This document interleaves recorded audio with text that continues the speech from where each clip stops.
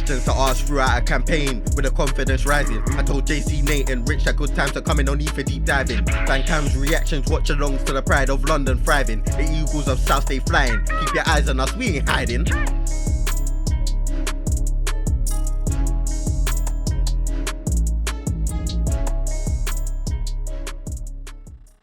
Yes guys, and welcome to the first installment of Done Deals.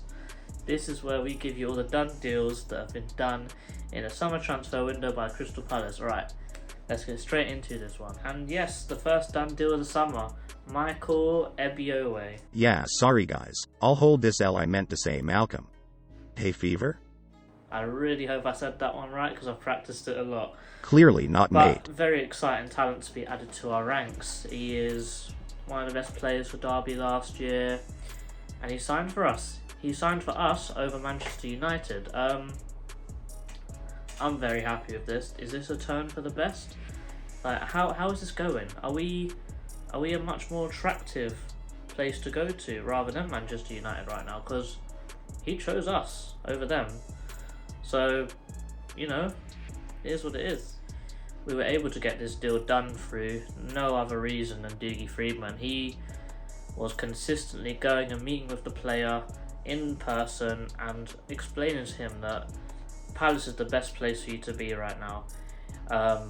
Doing everything he could do to get him to come to us over Manchester United. And I think us from Eagle Eye Football and every Palace fan is very thankful to Dougie for everything he's done throughout all the transfer windows for us, and how he spends that extra little bit extra to get the players to feel like they are wanted at this club, and it paid off, as we can see. Yes, people, it's your boy Rich.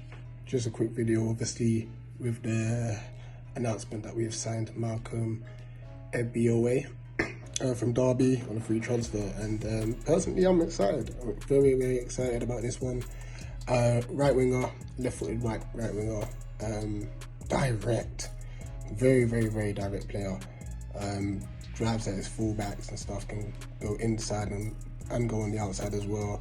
You know, an eye for a pass, lots of skill, lots of vision, great control as well. So I think it's a very, very good signing for us. Obviously we've got Michael Ebiowei. You know, we know that obviously Ayu's extended, and also let me not even forget about Jez. So it's going to be interesting to see whether or not one of the two, Jez or Malcolm, goes out on loan. But either way, it just shows that we're building for a bright future. Obviously, with the arrival of Plange as well from Derby County, at least there's another player there that, you know, they can help each other to bed in and stuff. So no, definitely excited about this signing. I like the fact that he's slightly different to Elise in the sense of, like, yes, they can both have the trickery and stuff, but it's a bit more of a pace and powerful attack with Malcolm, whereas Elise is a bit more guile, you know, and stuff to it. So yeah, if we keep churning out this talent, it's amazing. I think the biggest factor with this all is that he turned down a club like Manchester United, which shows that, number one, we're building something amazing at the club. Number two, Patrick Vieira obviously must have that power to pull players in as well.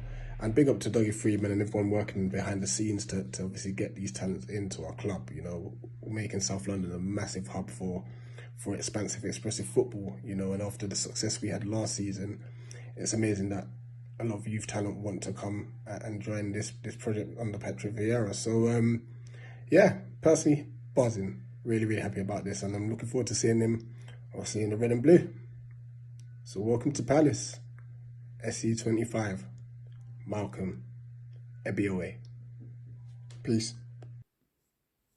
Yes, people, it's Eagle-Eyed Nate here, giving you a quick reaction to the signing of Malcolm Ebiowei from Derby County on a 5-year deal, which will take effect on the 1st of July. Obviously, he was at Derby County and sadly couldn't help keep them in the Championship. They were relegated, and at the time of recording this, I'm fairly certain they're either coming out of administration or they now have a preferred bidder who could potentially save the club from going bankrupt. But obviously, himself and Luke Plange will be coming into pre-season training with Palace as of tomorrow.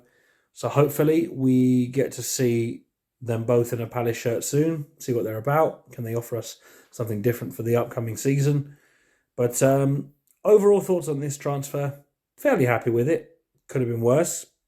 Very pleased if it's true that Palace were adamant to pay up front to help ease Derby's financial worries, because that was us not too long ago. We were in administration, and trust me, I wouldn't wish it on anyone. Well, no, maybe one or two clubs. But needless to say, it's not a good thing to see your club in administration. So to the Derby County fans, if you're watching this on Eagle-Eyed Football, we know your pain. We hope you guys get out of it.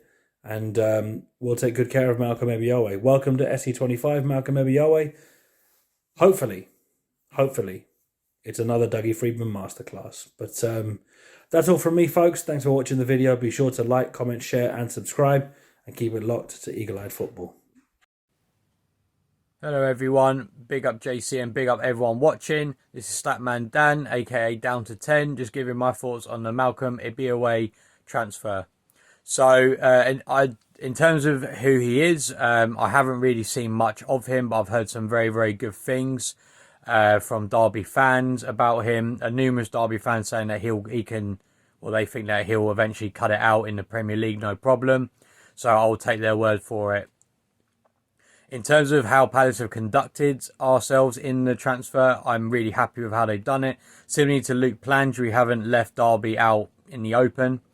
We've given them something back, because I think it's really important, because we found ourselves there in 2010 and also in 2000 on the brink, and I feel like Parish kind of resonates with that situation, so I'm glad of how we've done it. Derby fans also seem to be particularly happy as well, so that's all good. Another aspect I think is really important to talk about is the fact that Man United were also involved in trying to sign him. But eventually, Malcolm Ebiowei actually ended up picking us over Man United. I think there's several reasons for this, and all of them are positive for Palace. Without going into the negatives about United, because we all know how poorly run they are at the moment and how much of a poor destination it is for player development. For us, Crystal Palace is a big thing. We've obviously demonstrated that we give young players time. We've improved them through the likes of Gay, Mitchell, and so on, and other players like Elise. We've given them time. They've blossomed into really good players.